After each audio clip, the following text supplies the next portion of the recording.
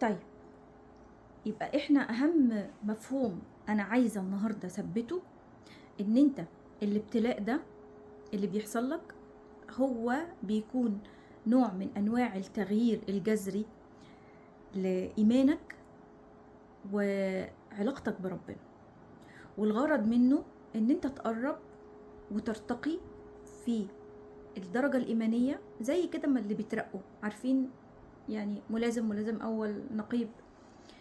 فأنت علشان ترتقي وتوصل لمرحلة أحسن وتقرب لربنا أكتر وتضمن مكانة أكتر عند في الآخرة، تنجح في هذا الابتلاء. وأنا أنجح في الابتلاء إزاي؟ يعني ابتلاء ده طبعا يعني شيء صعب، يعني انت اصلا لو انا قلت لك ارضى بالابتلاء انت اصلا هتبقى يعني مخطوط. يعني صعب، انا عارفه ان الرضا بالابتلاء ده شيء صعب. طيب، انا رضيت، ربنا سبحانه وتعالى يعني الحمد لله رضاني بالابتلاء، وانا عدى عليا بسلام، سواء لا قدر الله مرض، لا قدر الله وعكة صحية حصلت، أو أزمة مالية، أو مرض حد من الأقارب، أو لا قدر الله فقدان غالي، او يعني انا بتكلم عن الابتلاءات الوحشه، يعني في ابتلاءات كتيره جدا جدا. يعني خلينا نتكلم في الحاجات العامه اللي بتحصل لنا كلنا، واللي هي يعني بتبقى مخوفانا. طيب، الابتلاء ده حصل خلاص وانا رضيت، الحمد لله هيعدي عليك بسلام. بس انت طالع ايه بقى من الابتلاء ده؟ مرحله ايمانيه جديده، علاقه ربانيه عميقه، فيها يعني تمسك اكتر، درجة ومرتبة يعني في الآخرة أعلى. تمام. رقم 3، سوري، رقم 4، قوة وصلابة، لأن أنت بعد كده لما يجيلك ابتلاءات تقول الحمد لله تمام، لا أنا تمام، أنا مش متضايق، أنا ما بق... يعني خلاص بقى. أو الأمور اللي كانت يعني بتشوفها أنت صعبة، اللي هو مثلا لو في ناس كده تلاقيها يعني لو كاوتش العربية فسد ده بيقولك ده ابتلاء، وبيحس ان الدنيا يعني خربت. لو راح مصلحة حكومية وما مشيتلوش مصلحة بيقولك ده واحد مبتلى. لا، انت بتبدأ بعد كده بقى الامور البسيطة اللي انت كنت بتشوفها صعبة دي تبدأ تهون بقى، تصغر تصغر تصغر. ما انا عديت بحاجة كبيرة قوي، فبالتالي الحاجات دي بتبقى بالنسبة لي فتافيت، فتبدأ تقوى، تبدأ تبقى انت مستعد للي بعده. ايه ده، هو في بعده يا ياسمين؟ ما في بعد، نسأل الله العفو والعافية. يعني انا دايما من الادعية اللي بدعيها كتير جدا، يا رب العالمين اللهم سهل ليا امتحاني في الدنيا. ليه؟ عشان انا مؤمنة ان انا جاية عشان ابتلى، ومؤمنة ان في امتحان، وان ده على فكرة لو مش بيحصل لك انت لازم تقلق. يعني لو انت مش عندك ابتلاءات كل فترة كده بيجيلك منغصات في حياتك وحاجة بتضايقك، انت لازم تقلق على نفسك. يعني فكرة ان ربنا سبحانه وتعالى كده سايبك مطلوق وحياتك ماشية تمام، لا، انت كده لازم تراجع نفسك وتشوف الدنيا فيها ايه. لا، طول ما ربنا سبحانه وتعالى يعني اوقات في عز ما الواحد بيبقى يعني حاسس ان هو ملك الدنيا وما فيه، يجيله ابتلاء ولو بسيط، يعني نكداية، حد ضايقك، قعدت قاعدة حد تنمر، يعني حاجات بسيطة، بتلاقي نفسك لا. اول لما الحزن من اكتر الحاجات اللي بتقربنا لربنا. انت لما بتبقى حزين وبتنقب نفسك، لانك بتنقب نفسك عن العالم، فبتلاقي نفسك انا بدعي، برفع ايدي للسماء وبتكلم مع ربنا. فاذا الابتلاء هو الغرض منه انه ربنا سبحانه وتعالى يأدبك ويربيك ويحسن من اخلاقك وينقلك لمستوى ايماني اعلى ومستوى ديني اعلى ومرحله في حياتك جديده. ندعي دايما ان ربنا يعني اللهم لا تجعل ابتلائي في ابنائي. دايما تدعي ان يعني ان شوف انت ايه اكتر حاجه يعني بتوجعك، اكتر حاجه بتوجعك او بتزعل عليها او بتخاف عليها، ما تحبهاش اكتر من ربنا. او على يعني هو طبعا احنا ما بنحبش حاجه اكتر من ربنا، بس ما تشغلكش عن ربنا علشان ما تبتلاش. لان الحاجه اللي انت متعلق ومتمسك بيها قوي قوي قوي ربنا يغار. متتعلقش بحد غيري، متتمسكش بحد غيري. انا جبتك الدنيا علشان ايه؟ تعبدني. خلقتك لنفسي فلا تلعب. في كده كنت انا كاتباه امبارح، فربنا خلقك لنفسه، فما تنشغلش عن ربنا بامور تانية علشان ما ايه، تنشغلش بعربيتك وفلوسك وشركتك وشغلك عن ربنا عشان ما تبتلاش فيه. دي قاعدة يعني. أنا سبحان الله يعني في امور تافهة قوي. اوقات بحب بلوزة قوي، دي اول واحدة تبوظ في الغسيل، اول واحدة تتخرم او تتشد. ما تسيبش قلبك يتعلق بحاجة في الدنيا، وبالذات لو التعلق ده على حساب علاقتك بربنا. ما تنشغلش بعيالك، ما تنشغلش ببيتك، ما تنشغلش بصحابك، ما تنشغلش بأهلك. هو ربنا سبحانه وتعالى الوحيد اللي يكون في قلبك، ده يقلل معاك الابتلاءات. وطبعا في حاجة تانية بتقلل الابتلاءات، بيقولك يعني الابتلاء الصدقة أو الابتلاء لا يتخطى الصدقة. يعني تصدق كتير على الأقل تطفئ غضب الرحمن. بس الابتلاء مش غضب، احنا اتفقنا ان هو مش غضب، بس يعني عكس الغضب ايه؟ الرحمة، فهينظر لك برحمة.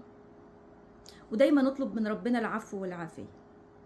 اللهم إنا نسألك العفو والعافية. إن عارف يعفو عنك يعني إيه؟ يلا روح أفوت عنك، أنا مش عايزك تمتضايق، أنا مش يعني أنا يعني مش إيه. أنا دايما بقول اللهم اجعل صلاحي لا مش ده.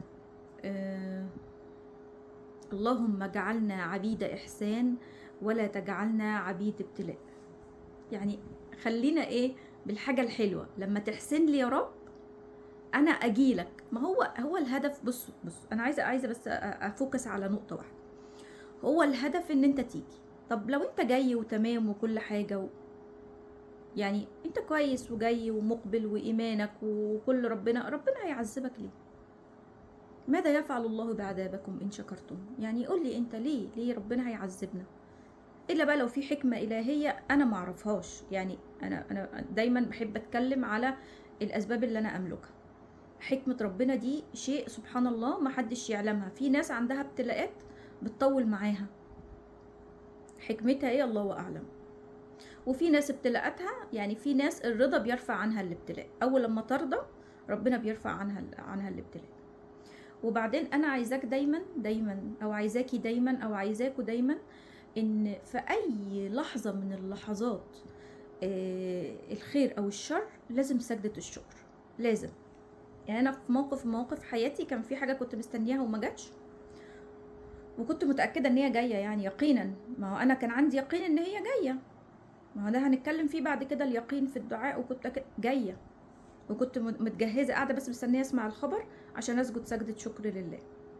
هي ما جاتش، هي جات الاحسن منها. ما هو ربنا سبحانه وتعالى يا اما مع اليقين، الدعاء اللي باليقين يا بيعمل لك اللي انت عايزه يا بيعمل لك اللي احسن منه. هي جه اللي احسن منها الحمد لله بفضل الله والله العظيم. جت حاجة يعني ما شاء الله. يعني بصوا من حيث لا أدري ولا أعلم ولا أحتسب جت. طب أنا عملت إيه أول لما سمعت الخبر الوحش الأولاني بقى، قبل ما أعرف إن الحاجة الحلوة جاية؟ يعني أول لما الخبر الوحش جه سجدت شكر لله، رغم إن أنا يعني اللهم كان حزني يأسا من رحمتك، بس ولكن قلبي أهون من أن يتحمل الكثير. أنا ما كنتش حزنانة لأن أنا يأسة، بس قول لي واحدة دلوقتي عقدة أمال وأحلام وكان turning point في حياتي وما جاتش، سجدت شكر. أقسم بالله أول لما رضيت ورب ولادي، أول لما رضيت. اوعى تقسم بولادك على فكرة ولا تقسم بأي حد إلا بالله. أول لما رضيت ما فيش أسبوعين 3 جالي بقى اللي أحسن منه، والله هي الدنيا، هي سبحان الله، ده هو ده رب العالمين يا جماعة، هو ده. ثق فيه، خليك واثق فيه. هو ماذا يريد الله؟ يعني قول لي انت، واحنا لا هنقدم ولا هنأخر ولا هننفع، احنا لا ننفع ولا نضر الا انفسنا. هذا هو يعني العطايا الربانية. وبعدين خد بالك، دايما دايما دايما الابتلاء مع الصبر في جايزة. طبعا ده اذا صبرت في جايزة، ربنا بيبعت لك الجايزة. انت بقى عايز تقول لي بقى اي، بص، اي يعني اي مسمى عايز تقوله، تأهب. نسأل الله العفو والعافية، ونتمنى ان شاء الله ان ربنا يعافينا عن الابتلاءات. بس ان كان ولا بد، انت دايما حط في بالك، انا اي حاجة يعني ربنا هيبعتها لي انا لازم هشكر، لازم هقول الحمد لله. لا، هقول الحمد لله وارضى. مرحلة الشكر دي بقى، يا خبر ابيض، انت عايزاني اشكر؟ صعب قوي. يعني انت عايزاني لما يجي لي ابتلاء اشكر؟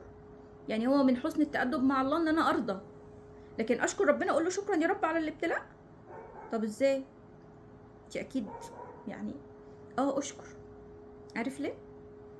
عشان والله العظيم اقسم بالله ده الخير. خير ايه؟ انت مش شايفه الوضع اللي انا فيه ده؟ انا عندي مصايب وبلاوي، مش شايفه؟ ده الخير. ايه بقى الفتي ده؟ ما هو رب الخير يا جماعه، هو ربنا سبحانه وتعالى لا ياتي الا بالخير، وامر المؤمن كله خير. هو قال كده، هو خير. حتى احنا ممكن نكون مش شايفينه خير، ومن بره في الظاهر هو شر، بس في بطنه خير. انا ما اطلعتش على الغيب، بس لازم يكون عندي ثقه بالله. عيب عيب عيب ده انت يعني لما بيبقى واحد يقول لك تعالى معايا المرور ظابط ولا حاجه، انت بيبقى عندك ثقه فيه. عيب، ثق في الله. يعني لا، وحيك لا ينطق عن الهوى، وربنا سبحانه وتعالى هو أصدق الأصدقين، هو اللي خلق الصدق. فلما يقول لك كده صدقه، هو ربنا سبحانه وتعالى الصادق. صدق ربنا ان امرك كله خير، بس انت اصبر، ما تجزعش. انت ربنا في ظهرك، فوض امرك لربنا، فوض امرك لله، وخليه وكيلك. انت لما بيبقى معاك كارت كده بتاع ضابط شرطة ولا، تقول ايه؟ يا سلام. طب لما يبقى معاك كارت رب العالمين، او معاك رب العالمين، انا ربنا في ظهري، انا عارفه، انا متاكده ان ربنا في ظهري، هو في ظهري، هو اللي خلقني، يعني هو متكفل بيا. يا جماعه، ربنا ادانا ميزه احنا نغفل عنها. ربنا سبحانه وتعالى هو ملك الملوك، هو اللي باقي لأزل الأزلين، الأزلين. يعني هو يعني سبحان الله، ربنا خالد. يعني مش عارفة بأحسن التعابير ولا لأ. أنا مش عايزة أسيء الأدب في تعبيراتي عشان مخي مش حاضر قوي.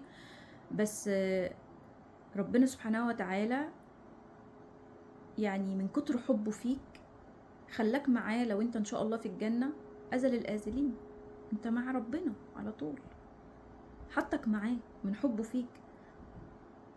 على فكرة احنا كان ممكن نيجي الدنيا ونقعد لنا كده، يعني نروح الجنة ونقعد لنا 1000 سنة والسلام عليكم، خلاص. يجيب بقى يستخلف ناس تانية. ده هو بيحبك قوي، هيخليك معاه for eternity، للأبد.